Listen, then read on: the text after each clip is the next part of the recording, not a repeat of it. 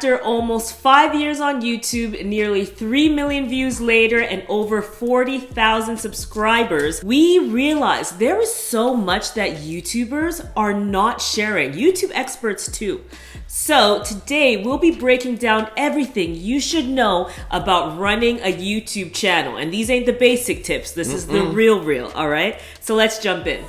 Don't prove me wrong, prove you right. My word is bond, we don't spit no lies. A daughter of the sunshine. So one of the main things that no one ever tells you about YouTube is that you're really unlikely to blow up. And that's okay. There's nothing wrong with building something brick by brick and really making that foundation and growing slowly over time, as opposed to having some sort of explosion of attention or followers. It's unlikely that most people would ever experience that. Yeah, it's so rare. You look at the Mr. Beasts and all that, and it's very easy to see them and think that's where they started, but that's not where they started. Not at all. And it's really hard to grow, but that's a good thing because that gives you the time to perfect your craft, which I think is so key. Yes. And I saw Mr. Beast say this again. You know, he's the #1 YouTuber in the world. So I saw Mr. Beast say this in an interview, and he was basically like, hey, you know what I say to people? Make 100 videos and increase 1% every time. Yes. And you could talk to me at 101 videos, basically, if you want to talk then, but do the first 100. And I think a lot of people have this expectation that in your 5th video, you should all of a sudden blow up, and it's so rare. And it's okay because it seems like a lot of people can't even handle going viral a lot of the time. That's the most common thing. Yeah, we see this where YouTubers they go viral and then all of a sudden they're having meltdowns because it comes so fast. Just like with the business, just like with the lottery, just like with everything. If it comes to you so fast, you don't know how to handle it. You don't have the process. You don't have the machine. You don't have the system built to accommodate it. So it's harder to manage it. Absolutely. You haven't gone through the journey to learn step by step along the way. If we, in 2015, when we started the agency, if we all of a sudden got Meta as a client, we wouldn't have a clue how to handle that. We wouldn't know how to invoice them. We wouldn't know the process. We wouldn't be able to manage all the data. There's so many things I can think of that we do now that's sort of second nature that there's no chance that we would have been able to handle that. And the only reason we can now is the process. It took time. We had to learn it. We had to go through it. And it's exactly the same with YouTube. Yeah, it's okay to grow fast. It's okay to get 100,000 subscribers in 5 years, in 10 years, whatever amount of time, because all that matters is the people behind the community.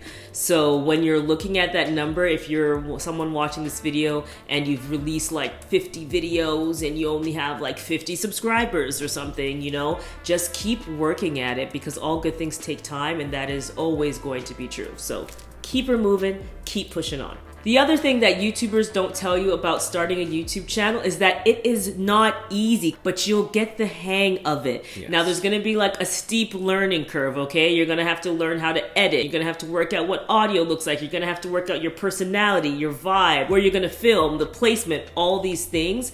But eventually you'll get the hang of it over time, and you'll keep refining it and getting better and better. Yes. That was, we've joked a lot about our first, 5 or 6 YouTube videos that we filmed. That no one will ever see because they were so awful. They were horrible. So awkward, painfully awkward. Maybe at 1 million subscribers, then we'll share them. Yeah. But it was something that we always joke about because even for us who had done other content before, we thought we were ready to do this, and it was very different for us. So we had to go through that process and learn how to, all the things Tiff just mentioned, as far as, how close to the camera do we sit and how do we record audio and how do we talk, what kind of patterns are we using, are we cussing, all these different things that you just got to figure out for yourself over time. And one of the main things is YouTube is the learning institution itself. Yeah. You're going to learn by watching other YouTube videos of YouTubers that you like, and then watching other videos of how to do the things, how to use a camera, how to edit, how to manage audio, all of those things. So it's YouTube University is real.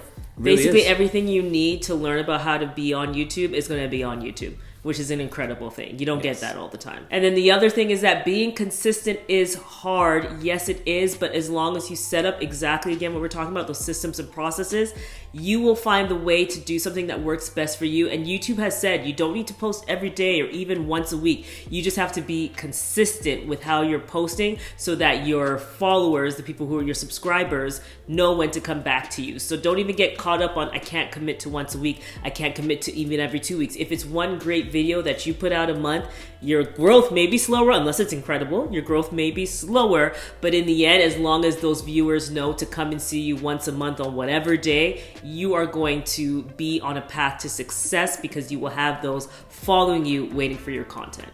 Another thing that I'll tell you about YouTube is that you don't need fancy equipment, but you can get fancy.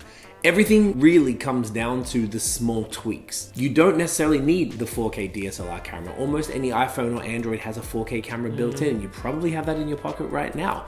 Often it has a bunch of editing software you can use, and there's a whole bunch of free or affordable editing software available on the computer. Yeah, we use Final Cut, for example. And that was, again, a learning curve, but we made it happen. Yes, I mean, obviously, if you have a Mac, iMovie comes with it, so you can also use that. And then also the way you edit the video can really lift the video up. If you think about it, I feel like Reels, TikTok, and what we're seeing with YouTube Shorts were all great examples of how it's just the editing effort that can really take a video to the next level. True. Because a lot of it was just being cool and editing music to a beat. And speaking of editing music to a beat and having B-roll, and you saw that B-roll earlier, right? How crispy, how beautiful was that montage earlier, right? And that music was hidden. And this is where we introduce Epidemic Sound, the sponsors of today's video. So we want to thank Epidemic Sound for sponsoring this video. Epidemic Sound is a royalty-free music platform that we've been using for at least 2 years. So we're really excited when they reached out to us. We included in a video so long ago about how to add music to your Instagram Reels if you were on a business account and didn't have like any of the other popular music that you're allowed to use when you have a creator account on Instagram. And then we use it, of course, for our vlogs here. We love Epidemic Sound because you also have sound effects that you're able to use too, and it's just like an unlimited library across all genres of music, which makes it very cool. And playlists. And speaking of playlists, we made a playlist for ourselves as well that you would have seen featured in this video, and it'll also be in the description box below. And if you liked our playlist and you want to make one of your own and you want to add some dope music to the background of your videos, you get a 30-day free trial using the link below. So go ahead and click that. It'll be in our description box and start cutting your videos to those beautiful beats, okay? And be sure, choose one of the songs for our playlist because I would say that it was pretty... I think we have some taste. Pretty fire. I think we got good taste. So go check that out, and thanks again to Epidemic Sound for sponsoring that portion of this video. The other thing that YouTubers don't tell you about starting a YouTube channel is that there is a magic formula, but you just have to find it because that formula is going to be unique to you and your content and your audience. And a lot of that, though, comes with one, what we're going to talk about later, which is consuming YouTube, but two, really getting technical with optimization. So something that really helped our channel get views and something that drives results for us today is YouTube search.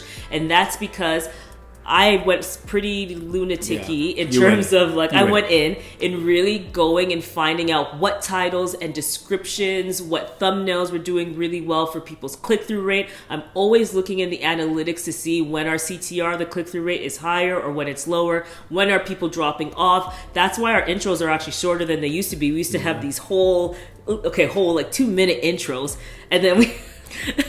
I was just thinking of the one guy who was like, I graduated university by the time this intro was over, which was hilarious. It was so funny, but it also just showed in general when we thought about that and then looked at our insights and started seeing like, okay, the intros are longer and other people seem to be doing well when it's shorter. Let's try that. We have seen that our audience retention has increased because we're not killing it with 2 extra minutes in there.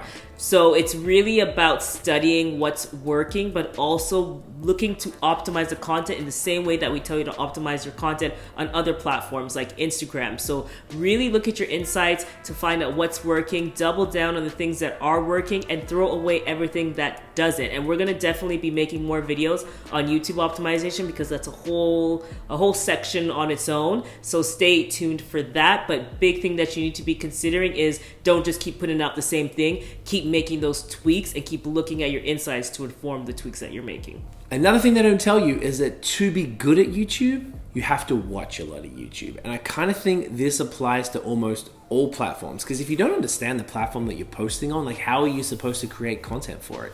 Every platform has a specific way that you create content that works, that converts, that reaches people, and that people engage with and enjoy. There's also often like a language or jargon or some sort of like speak that people use that you need to be, unless you know, like hit the bell and like smash the like button, all that type of stuff. If you're not watching YouTube, your audience is gonna realize that. They're gonna know that you're just sort of making content that isn't really supposed to be for the platform. I've seen some super awkward content out there, which I always find like cute, because I know eventually like the person will figure it out. But you can tell where it's like maybe they're talking really low or something, or the camera's like off to the side because they haven't picked up the things from other people. And that's why competitors are also really important to watch too, because you can kind of understand how they're talking to their audience and the type of content that they're sharing, so you can use it to inform your content as well. Yeah, that's a great point. And watching your competitors, watching other content creators in your niche, just figuring it out. And that's another thing. It's not just within YouTube, it's within your niche on YouTube. And that's very different. And you're going to see what people tend to like. You're going to check your competitors' pages and see what kinds of videos or what kinds of patterns you can identify in their most viewed videos. But all right, that's what people are gravitating towards. Not just even in the videos themselves, but say the thumbnails. So not even the content of the videos, but the thumbnails. How are people presenting themselves in your industry?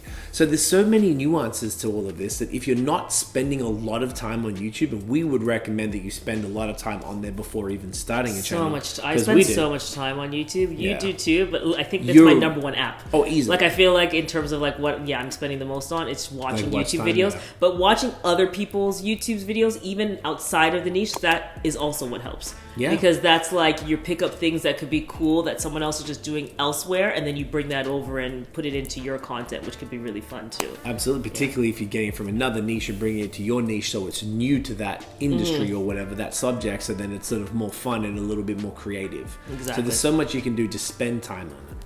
Another thing that YouTubers don't really talk about often or don't tell you is that there are some weirdos and mean people out there. So you are going to get mean comments, but who cares? Just like they don't matter in real life, they definitely do not matter on the internet. Nope. The only people you need to care about are the people that you actually love and maybe what they think of you. So don't care about what anyone says. If they say your hair is out of place, your tooth's crooked, I don't even know. Whatever they say, it doesn't matter. They're just mean people in the comments section. Don't let them get to you. That's what the moderation filters are for. Cut that stuff out, delete them, because obviously that has to do with them and has nothing to do with you. Oh, yeah. So build a little bit of a thick skin and don't let anyone take you down. You got this, so keep her moving. Another thing they don't tell you about YouTube is that you have to care about your topic if you want to win.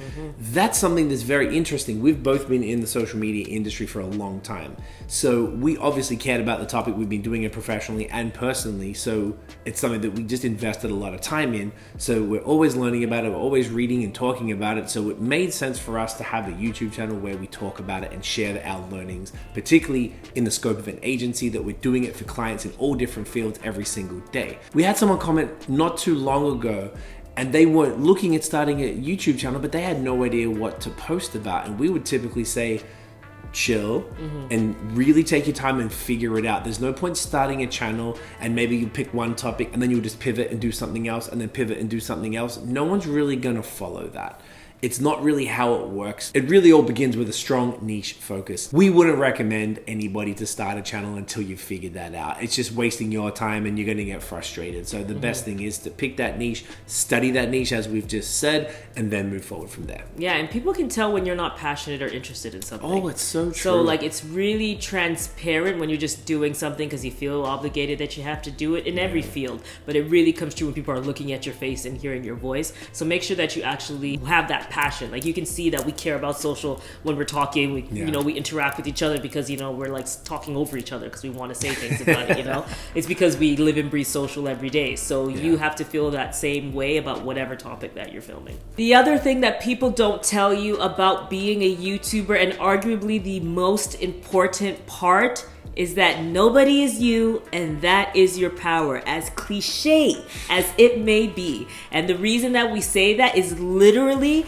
It's called YouTube. That's how it started out. That's where all of these people have come to a place where you could even watch them in the grocery store and you're just watching them shop or whatever, buy groceries, whatever they're doing, fixing their car, cleaning their car. It's because people are going to buy into you, so don't dim yourself down and don't adjust yourself or conform yourself into somebody else to fit onto the platform, because the whole point of the platform is that you shine through, and then that tribe, that set of people who resonate with you, who have some type of connection with you, they're gonna come through, they're gonna subscribe, and they're gonna follow you all the way to eons, okay? All the way to the grocery store.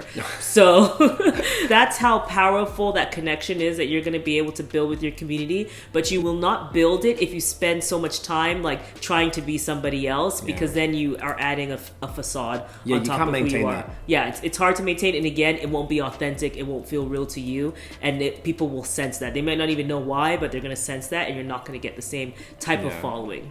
It might take a little bit of time as well to get comfortable with that and find yourself as it did for us. That's why it's great to take the time and keep going slowly and keep those posting up. You know, find your skill, your editing, all that stuff. That's all the beautiful. If it took you 100 videos, you got to refine yourself and like really like understand who you are, and people get to watch you grow. Yeah. Which even builds more connection. There you go. Follow the journey. So those are the secrets. That's the tea. That's the tea. That's the tea we're going to say when people are just saying like, find your niche, blah, blah, blah. Those matter too, but what matters is the other side of YouTube as well. And maybe arguably even more, because it's not such this easy thing, but when you are in it, it is so incredible. We're so happy. We love this platform. We love what we do every single day, because YouTube is freaking awesome. All right.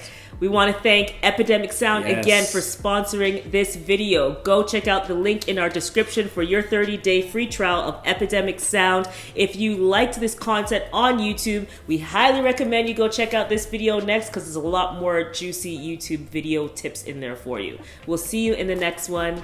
Bye.